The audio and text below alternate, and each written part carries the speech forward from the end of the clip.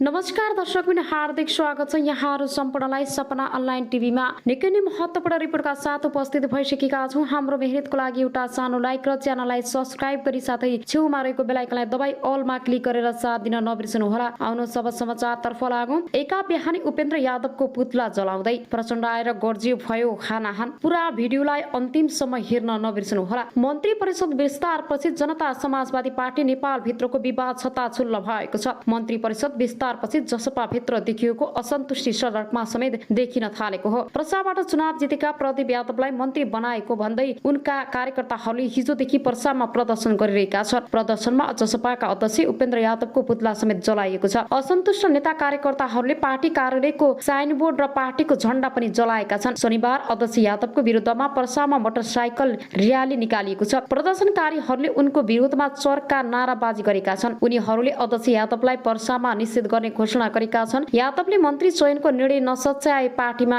भयावह स्थिति आउन सक्ने प्रदर्शनकारीहरूले चेतावनी दिएका छन्। प्रदर्शनमा सांसद प्रदीप यादवले जनाधार र योगदानको कदर गर्नबाट नेतृत्व गम्भीर रूपमा चुकेको आरोप लगाए। मधेस आन्दोलनको उद्गम स्थल र आन्दोलनको आदि बेहारी ल्याउने स्थानलाई नजर अन्दाज गरेको आरोप लगाउँदै यादवले फोरम नेपालको स्थापनादेखि बलिदान र योगदान दिँदै आएको वीरगञ्ज फेरि ठगिएको आरोप लगाए। उनले भने पर्सामाथि अन्याय भएको छ, त्यसको नतिजा पार्टीका शीर्ष नेतृत्वले भोग्नु पर्नेछ। यता सर्लाहीबाट चुनाव जितेका प्रमोद शाह पनि आगामी कदम बारे आफू निकट नेता तथा कार्यकर्ताहरूसँग सल्लाह गरिरहेका छन्। जसपाबाट मन्त्री बन्ने तयारीमा रहेका प्रमोद शाहको नाम अन्तिम समयमा हटाइएको थियो। राष्ट्रपति कार्यालयमा मन्त्रीहरूको सूची पठाउने क्रममा उनको नाम हटाएर महेन्द्र राय यादवको नाम समावेश गरिएको थियो। आफ्नो नाम हटाएपछि आक्रोशित भएका शाहले जसपाको नेतृत्व पंक्तिप्रति गम्भीर प्रश्न उठाएका छन्। उनले नेतृत्वले पार्टीमा गरेको योगदानको कदर नगरेको अनुभूति आफूलाई भएको बताए। पार्टी नेतृत्वले गरेको निर्णय एकल जाति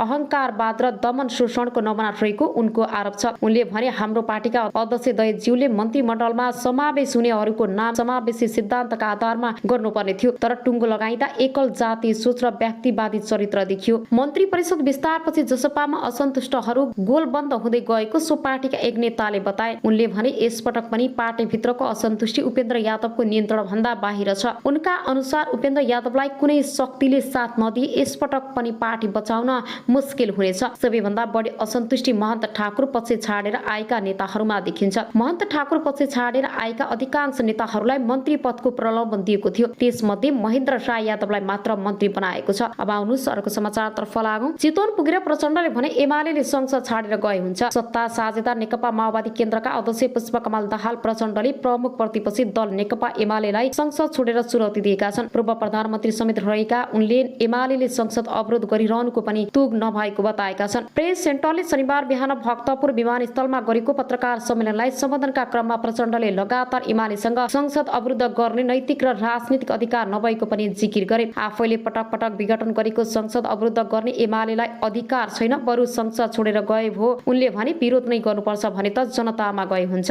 उनले एमालेसँग संसद अवरुद्ध गरिरहने कुनै तर्क र तथ्य पनि नभएको जिकिर गरे। संसद अवरुद्ध गर्नुको कुनै न त तर्क छ न त कुनै तथ्य नै उनले भनेका छन्। संसद विघटनलाई जायज पुष्टि गर्न मात्रै संसद अवरुद्ध गरिरहेका छन्। अब आउनु अर्को समाचारतर्फ लागौं। शुक्रबार नेपाल बार एसोसिएसनमा कानून व्यवसाय जुटेर यस विषयलाई छलफल गरेका छन्। बार अध्यक्ष चण्डेश्वर श्रेष्ठका अनुसार सर्वोच्च अदालतमा इजलास गठनमा भइरहेको विकृति हटाउन न्यायाधीश हरिकृष्ण कार्कीको समितिले दिएको प्रतिवेदन कार्यान्वयन गर्ने बारे छलफल गर्न आयोजित उक्त भेलामा प्रधान न्यायाधीशका मान्छे मन्त्री बनेको भएन र आएका समाचार बारे पनि छलफल भएको थियो। सरकार र सर्वोच्च अदालतले खण्डन गरेका छन्। मिडियामा भनेका नियमित प्रधान न्यायाधीशले भाग भएको भन्ने समाचार आइरहेका छन्। यो अवस्थामा कानून व्यवसायीहरू बीचमा पनि केही दुईविधा छ, तर भाग लिएको साँचो हो भने त्यसले अन्तत नेपालको संविधान नै मन मासिने भयो भन्ने चिन्ता साथीहरूले व्यक्त गर्नुभएको छ। हामीले गम्भीरतापूर्वक छलफल गरेर अब कसरी अगाडि बढ्ने भन्ने धारणा छिटै सार्वजनिक गर्छौं। राज्यका प्रमुख 3 अङ्गबीच शक्ति सन्तुलन र शक्ति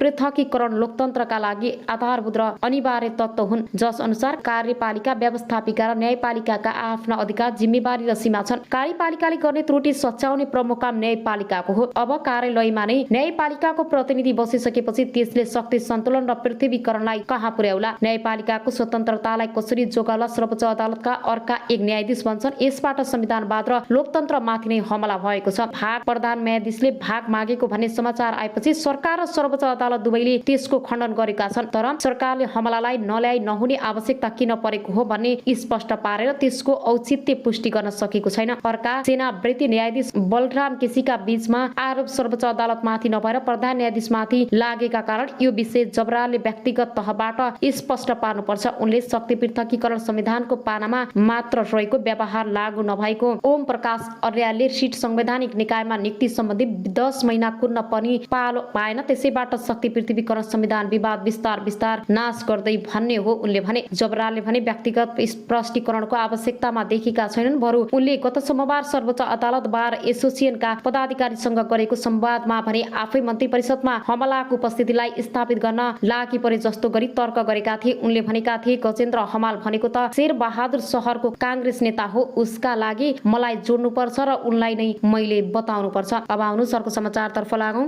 भ्रष्टाचारको अखण्ड सबै पदाधिकारी विवादित भएका छन्। जनताको उपचार गर्न र चिकित्सक उत्पादन गर्न पूर्वी नेपालको धरानमा स्थापित बीपी कोइराला स्वास्थ्य विज्ञान प्रतिष्ठान भ्रष्टाचारको अखण्ड बनेको छ।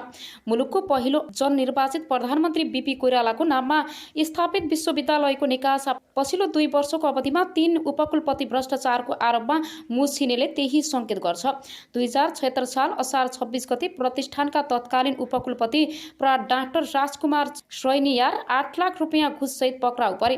प्रतिष्ठानको भवन निर्माणले ठेक्काको कमिसन लिने क्रममा उनी निवासबाट पक्राउ परेका थिए। त्यसको 3 सातापछि अघिल्ला उपकुलपति बलभद्र प्रसाद दासमाथि 4 करोड भ्रष्टाचार मुद्दा लाग्यो। दुवै मुद्दा विशेष अदालतमा विचाराधीन भएका बेला नयाँ पदाधिकारीहरू पनि रत्तिभर डराएनन्, अनियमितता गरिरहे।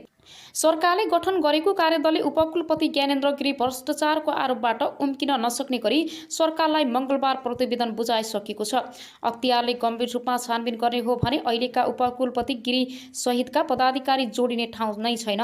कार्यदलका एक सदस्यले अनलाइन खबरसँग भने, राजनीतिको आडमा नियुक्ति भएपछि मलाई जे गर्न पछि छुट हुन्छ भन्ने सोचले यस्तो अवस्थामा पुर्याएको हो।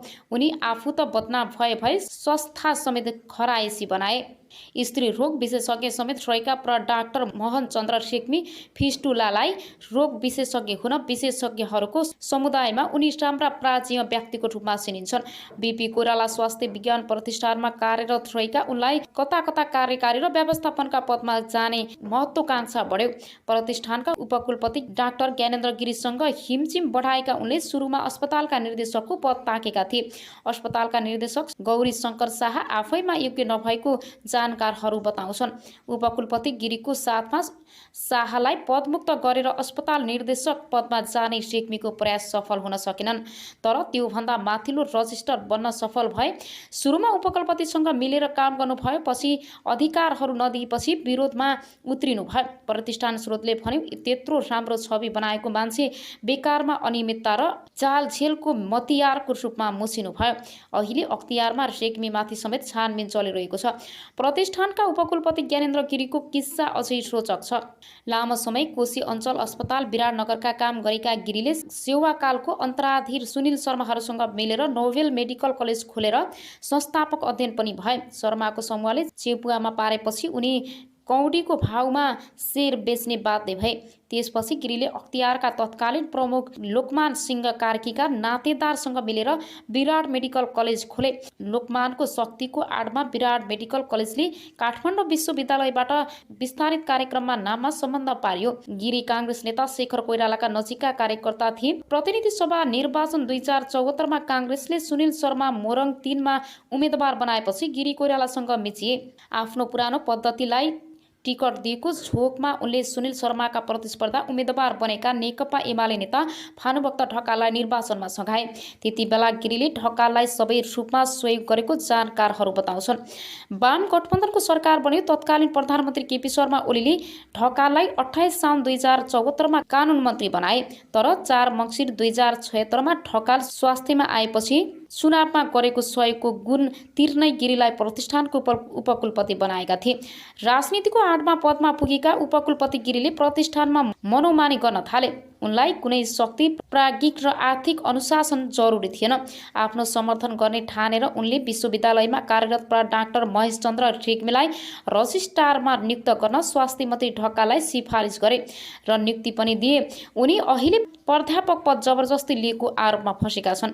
प्रतिष्ठानमा कार्यरत आन्दोलनरत चिकित्सक तथा अध्ययन कार्यदलका सदस्यका अनुसार हाल बीपीमा रहेका सबै पदाधिकारीहरू विवादित बनेका छन्।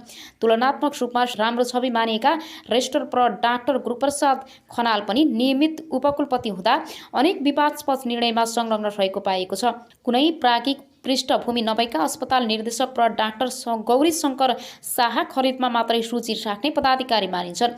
प्रतिष्ठान स्रोतले भन्यो प्रशासनिक दक्षता नभए पनि उनलाई खरिदको काम र कमाई हुने क्षेत्रमा औधी रुचि छ। उनको पदावधि केही महिना बाँकी छ।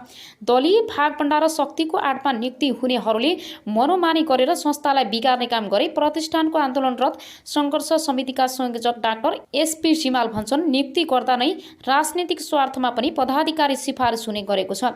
उनीहरूले शक्तिको आडमा अनियमितता गर्ने कुनै नौलो कुरा भएन। हरेक पटक दक्षता र क्षमता भन्दा पनि राजनीतिक संरक्षणका आधारमा पदाधिकारी नियुक्ति भएका छन्। 2050 सालमा स्थापना भई 2055 सालदेखि चिकित्सक शिक्षामा स्नातकोत्तर तह सञ्चालन गरिरहेको प्रतिष्ठानले पूर्वी नेपालका विभिन्न जिल्लाहरूमा चिकित्सा सेवा र दन्त चिकित्सा सेवा दिइरहेको छ। आफ्नो क्षमताको 3 गुणासम्म बिरामी जाँच्ने अस्पताल भएको प्रतिष्ठानको पछिल्लो समय आम्दानी घट्दो क्रममा छ। शैक्षिक गुणस्तर खसेको छ। नियमित जसो आर्थिक नियमितता हुने गरेको छ। प्राज्ञिक काम कारबाही तहस नहस छ भने अस्पतालमा बिरामी फेरेर रेफर गरेर कमिसन लिने प्रवृत्ति मौलाएको छ। पदाधिकारीहरूको असहमतदारी र झैझगडाले स्थिति झन तनावपूर्ण बनेको छ। बेथिति मौलाएको प्रतिष्ठानमा एकै वर्षमा 48 करोड रुपियाँसम्म बेरोज निस्किएको छ। 2 अर्ब 20 करोडको बजेटमा 70% रकम चालु प्रकृतिका काममा खर्च हुन्छ। प्रतिष्ठानमा आवास छ तर बाहिरका मानिसहरू बसेका छन्। छात्रावास र कर्मचारी आवासमा पानी चुहिन्छ। नर्सिङ स्टाफलाई आवास छैन तर संस्था बाहिरका व्यक्तिले आवास पाएका छन्। निवासमा अस्पतालमै काम गर्न जुनियर रेसिडेन्टलाई मासिक 4000 भाडा असुलिएको छ। अहिलेका यी 4 पदाधिकारीले संस्थालाई बदनाम बनाएकोले तत्काल उनीहरूलाई बर्खास्त गरेर योग्य र समक्ष पदाधिकारी नियुक्त गर्नुपर्छ एक सिनेटरले अनलाइन खबरसँग भने। नत्र आफै जनचेतनाको नाममा स्थापित स्वास्थ्य निकायको अवस्था बेहाल हुँदा सत्तारूढ दल मूक दर्शक हुने